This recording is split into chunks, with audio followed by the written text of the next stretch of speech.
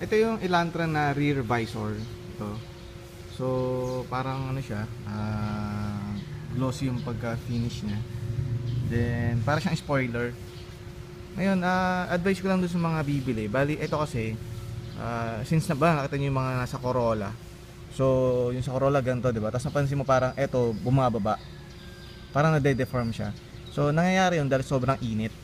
So, ang nangyari, pag na-deform to, didikit siya dito, papangit siya tignan. So, mangyari, pag bumaba yung gitna, tendency nun, itong adhesive dito, posibleng umangat.